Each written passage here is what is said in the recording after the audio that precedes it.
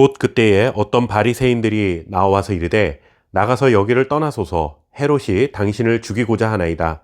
이르시되 너희는 가서 저 여우에게 이르되 오늘과 내일은 내가 귀신을 쫓아내며 병을 고치다가 제3일에는 완전하여지리라 하라. 그러나 오늘과 내일과 모레는 내가 갈 길을 가야 하리니 선지자가 예루살렘 밖에서는 죽는 법이 없느니라. 아멘. 예수님께서 여러 마을과 도시들을 다니며 하나님 나라를 전파하고 계셨습니다.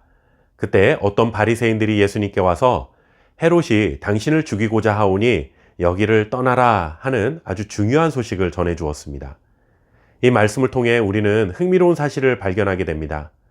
흔히 바리새인들이라고 하면 모두가 예수님께 적대적일 것이라고 생각하지만 오늘 말씀에서 볼 수 있듯이 예수님께 호의적이었던 바리새인들도 있었다는 것을 알게 됩니다. 이들은 예수님이 위험에 처하지 않기를 원했고 헤롯의 위협에서 피하도록 도우려 했습니다. 그러나 예수님의 반응은 매우 담대합니다.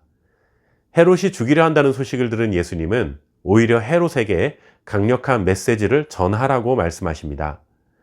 가서 저 여우에게 이르되 오늘과 내일은 내가 귀신을 쫓아내며 병을 고치다가 제3일에는 완전하여지리라 하라 라는 말씀을 전해 주셨습니다. 예수님은 헤롯을 여우라고 부르셨습니다. 여우는 어떤 동물입니까? 힘이 센 맹수는 아니지만 매우 영리하고 교활한 동물로 알려져 있습니다. 자기보다 강한 상대 앞에서는 약한 척 숨어 있지만 자기보다 약한 상대에게는 무섭게 공격을 합니다. 헤롯이 바로 그런 인물이었습니다. 헤롯은 로마 앞에서는 힘이 없었지만 예수님과 같은 약한 사람들을 향해서는 무자비하게 행동하는 자였습니다.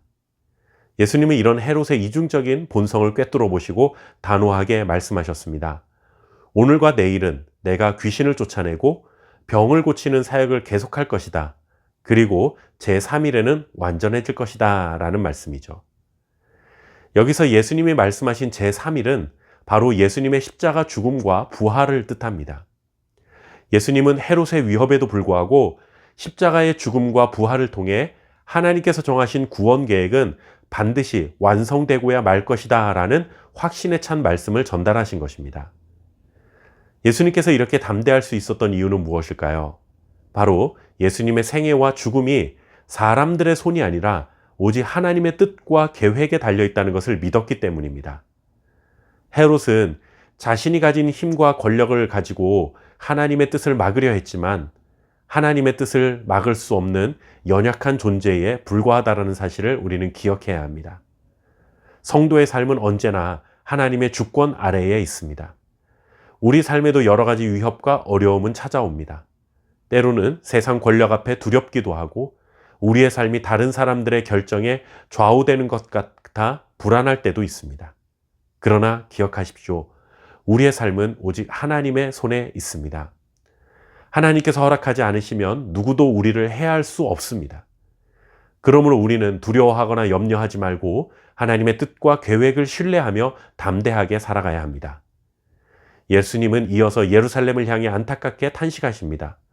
예루살렘아, 예루살렘아, 선지자들을 죽이고 내게 파송된 자들을 돌로 치는 자여, 암탉이 제 새끼를 날개 아래에 모음같이 내가 너희의 자녀를 모으려 한 일이 몇 번이냐? 그러나 너희가 원하지 아니하였도다. 예루살렘은 이스라엘의 중심지며 하나님을 예배하는 거룩한 도시였습니다. 그런데 바로 그 예루살렘이 하나님께서 보내신 선지자들을 거부하고 심지어 죽이기까지 했습니다. 그들은 자기들의 전통과 확신 때문에 하나님의 진짜 뜻을 전하는 사람들을 배척했습니다. 결국 그들의 교만과 완고함으로 인해 하나님의 심판을 피할 수 없게 되었습니다. 이렇게 교만과 자기 확신은 하나님의 뜻을 올바로 보지 못하게 합니다. 예루살렘 사람들은 하나님을 잘 안다고 자부했습니다. 그들은 선민이라는 강한 확신을 갖고 있었고 스스로를 하나님께 가까운 사람들이라 여겼습니다. 하지만 바로 그 확신과 자만이 예수님을 보지 못하게 했습니다. 자기들의 기준과 생각을 하나님의 뜻보다 높게 두었기 때문에 하나님이 보내신 메시아를 받아들이지 않고 오히려 거부했던 것이죠. 우리 역시 마찬가지일 수 있습니다. 신앙생활을 오래 하다 보면 어느 순간 하나님보다 우리 자신의 생각과 경험을 더 신뢰하게 될 때가 있습니다. 나의 판단과 나의 기준, 나의 지식이 하나님 말씀보다 우선하게 될 때가 있습니다. 바로 그 순간 우리의 마음은 점점 굳어지게 되고 결국 하나님의 뜻을 거스르는 자리로 우리를 이끌고 가게 됩니다. 주님은 교만한 자를 멀리하시고 겸손한 자에게 은혜를 베푸시는 분입니다. 겸손은 자기 자신을 하나님의 말씀 아래 두고 끊임없이 하나님의 뜻을 구하는 마음을 말합니다. 겸손한 사람만이 하나님의 말씀을 깊이 이해하고 하나님의 계획을 따라 살 수 있습니다.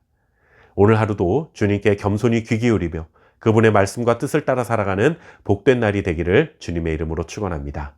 감사합니다.